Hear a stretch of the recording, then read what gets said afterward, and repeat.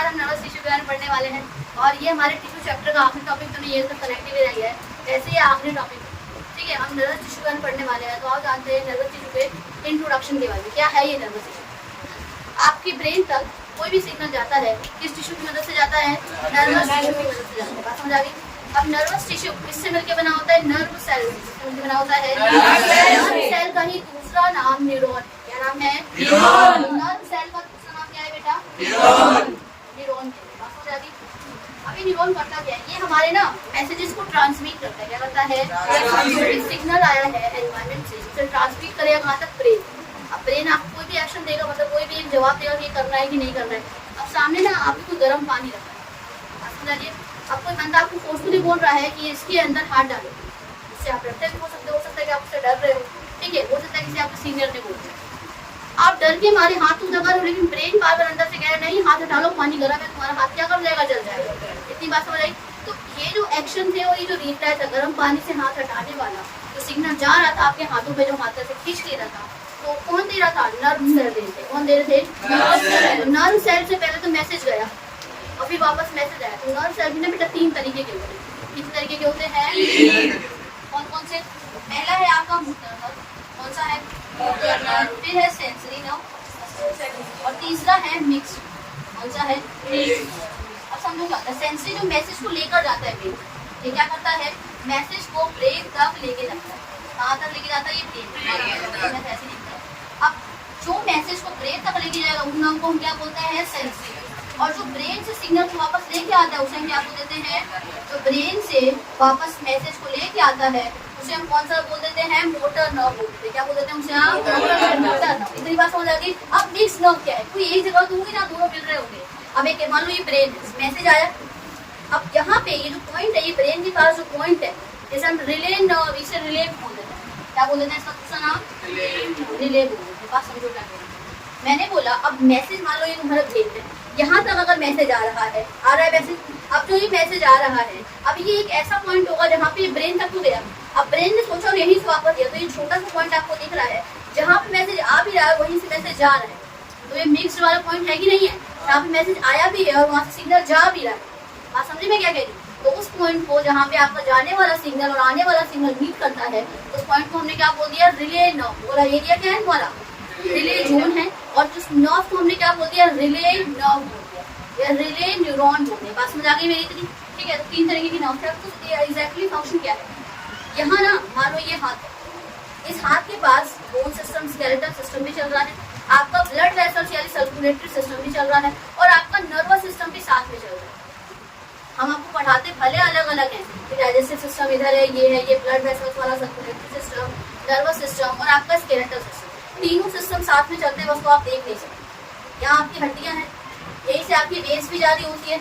कभी कोई doctor test निकालता है, हाथों से नहीं निकल पाता तो आपके ऐसे उंगलियों से लगा के निकाल देता है ना, वो निडल को लगा के करता है ना। तो यानी यहाँ पे क्या है? सर्कुलेटरी सिस्टम भी है, स्केलेटल सिस्टम भी है और नर्वस सिस्टम कैसे है? गर्म पानी टच हो रहा था तो यहाँ सुनना मिल रहा था ना, तभी तो आप हाथ को हटा लेते। मतलब यहाँ पे क्या है? Neuron cells. क्या है यहाँ पे? याद रखो बेटा, 3 सिस्टम साथ में चलते हैं। कौन कौन से system? Circulatory system, nervous system और आपका स्केलेटल सिस्टम। इतनी बात समझ आ गई मेरी? तो करते क्या है ये नर्वस सिस्टम? ये आपके मैसेज को लेते हैं, आसपास पहले चेंज को पहचानते हैं, स्टिमुलाई को पहचानते हैं। स्टिमुलाई मतलब चेंज को पहचानेंगे और मैसेज को कहाँ पहुँचाएंगे? ब्रेन के बीच। और ब्रेन से वापस सिग्नल कहाँ आता है कि आपको वो काम करना है कि नहीं करना है। फिर ब्रेन ने सिग्नल दिया, न्यूरॉन से सिग्नल आया, अब न्यूरॉन सिग्नल दे देगा आपके मस्कुलर सिस्टम, उसको देगा मस्कुलर टिश्यू कि हाथ को हटा लो। हाथ को लिफ्ट करने वाला काम किसका है? मसल्स का ही तो है। किसका है? मसल्स। अब ना एक रिफ्लेक्स एक्शन होता है। क्या होता है? क्या होता है रिफ्लेक्स एक्शन? समझते हैं एकदम से जो सडन एक्शन, जो रिस्पॉन्स होता है। मान लो कोई में थप्पड़ मारने वाला होता है, एकदम से हट जाते हैं कि नहीं हट जाते हैं? हटते हैं ना। तो मैं तुम्हें एकदम से अगर थप्पड़ ऐसा दिखाऊं तो बंदा ना पीछे की तरफ हो जाता है। तो हमने जो एक सडनली जो एकदम अचानक से जो चेंज आया है, उसके खिलाफ जो हमने एकदम सडन रिस्पॉन्स दिया है, उसे हम क्या बोल देते हैं बेटा? रिफ्लेक्स एक्शन बोल देते हैं। क्या बोल देते हैं? Reflex action. जो भी आपने किसी भी सडन जो भी आपकी सुना है, उसके खिलाफ अगर जो भी आप रिस्पॉन्स करते हो या हटाते हो अपने आप, ठीक है, कैसे भी बचाते हो, उसे हम क्या बोल देते हैं? Reflex action. बात समझ आ गई इसमें?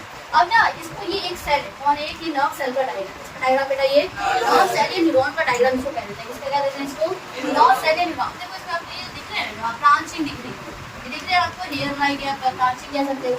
ये आपका क्या है, डेंड्राइट्स है। क्या है ये आपका डेंड्राइट। क्या करता है, ये इम्पल्स को कैच करता है। क्या करता है ये इम्पल्स, मतलब जो भी बाहर जो चेंज आया है, पहले वो अंदर आया वो इम्पल्स कैच। अब एक और चीज, यहाँ पे ना आपके रिसेप्टर लगे होते हैं। क्या लगे होते हैं, चीजों को कैच करके किसको देते हैं, न्यूरॉन को देते हैं। किसको देते हैं, कान में सुन पा रहे हो ना, वहाँ पे भी रिसेप्टर है। कौन से, फूलो रिसेप्टर।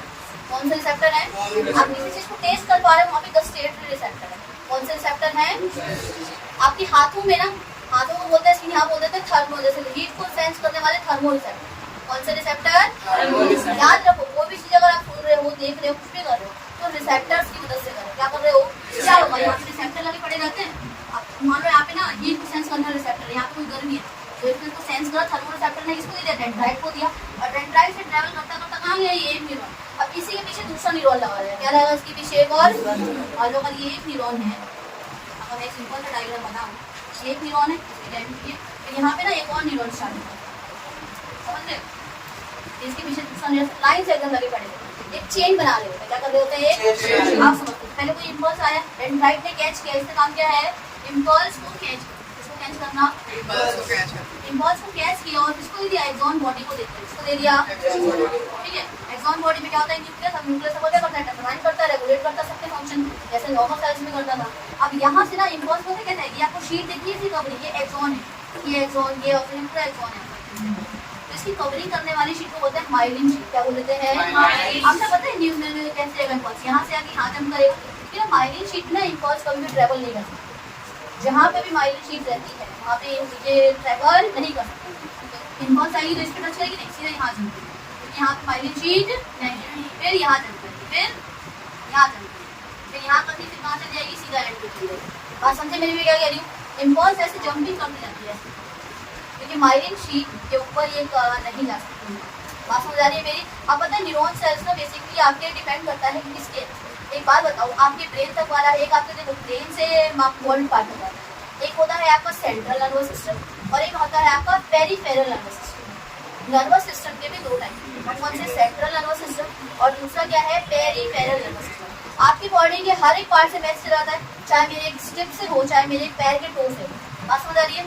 अब मान लो सेंट्रल नर्वस सिस्टम क्या है, पेरिफेरल, हर जगह न्यूरॉन है, ब्रेन में ले लो, हाथों की उंगली में ले लो, हर जगह न्यूरॉन सेल्स है, ठीक है। लेकिन न्यूरॉन सेल्स ना दो तरीके के, और कौन से हैं, सेंट्रल नर्वस सिस्टम के न्यूरॉन अलग है और पेरिफेरल नर्वस सिस्टम के न्यूरॉन अलग है, और दोनों का काम सेम है, मैसेज को एक जगह वहाँ कहाँ तक पहुँचाना, ब्रेन तक पहुँचाना। आप पहुँचाना बेटा, सेंट्रल नर्वस सिस्टम के अंदर आपका आता है ब्रेन और स्पाइनल कॉर्ड, मतलब ब्रेन और स्पाइनल कॉर्ड, जो आपकी नीचे जो हड्डी जा रही है ये पूरी क्या है, स्पाइनल कॉर्ड का ही पार्ट है। क्या पार्ट है ये आपका, तो यहाँ के एरिया से तक आपके हाथों से जो मैसेज लेके जाएगा, समझो मेरी बात में क्या कहें, मैंने बोला कि ब्रेन तक मैसेज लेके जाना है, तो ब्रेन से पहले मैसेज आता है स्पाइनल कॉर्ड, उसके पास आता है आपके हाथों से जो मैसेज गया होगा ना, पेरीफेरी मतलब होता है किनारा, तो आस पास से जो मैसेज कलेक्ट करता है वो पेरीफेरल नर्वस सिस्टम कौन करता है, हाथों से, पैरों से, मुंह से, नाक से, कहीं से। अब पहुंचाएगा किसको, सेंट्रल नर्वस सिस्टम, किसको पहुंचाएगा, तो सेंट्रल नर्वस सिस्टम में क्या रहता है, आपके ब्रेन और स्पाइनल कॉर्ड, तो हर जगह से मैसेज कलेक्ट करके कहाँ गए, स्पाइनल कॉर्ड के पास, कहाँ गए, क्योंकि आपका क्या है, सेंट्रल नर्वस सिस्टम क्या है आपका। अब स्पाइनल कॉर्ड से चीजें कहाँ गई हमारी, ब्रेन के पास। अब सेंट्रल नर्वस सिस्टम मतलब ब्रेन ने थिंक करा कि ये करना चाहिए, अब ब्रेन ने मैसेज वापस इसको भेजा स्पाइनल कॉर्ड को, और स्पाइनल कॉर्ड से वापस डिस्ट्रीब्यूट हो गया पेरिफेरल नर्वस सिस्टम। बात समझ आ गई मेरी, सिस्टम के हिसाब से देखें, अब न्यूरॉन के हिसाब से देखें, मैसेज गया सेंसरी नर्व से, कहाँ मीट करा, रिले वाले न्यूरॉन, कहाँ मीट करा, ब्रेन ने सोचा समझा अपना एक्शन दिया, तो किसके थ्रू वापस आया, मोटर न्यूरॉन, इसके थ्रू वापस आया, नर्व के थ्रू बात करें तब भी आपको समझ आ गया, और सिस्टम की बात करूँ तब भी समझ आ गया होगा। तो पता है क्या डिफरेंस है, तो उनके न्यूरॉन में माइलिन शीट का डिफरेंस है। किसी की माइलिन शीट सचवान सेल से बनी होती है और किसी की शीट ओलिगोडेंड्रोसाइट सेल से बनी होती है। आपको ये बिल्कुल भी नहीं करना, अगर किसी की शीट याद रखो सचवान सेल से बनी रहेगी तो वो ऐसे जंपिंग कर करके जाएगा, कैसे जाएगा, अगर ओलिगोडेंड्रोसाइट से बनी रहेगी तो सीधा बीच से निकल जाता है, निकल जाता है सीधा।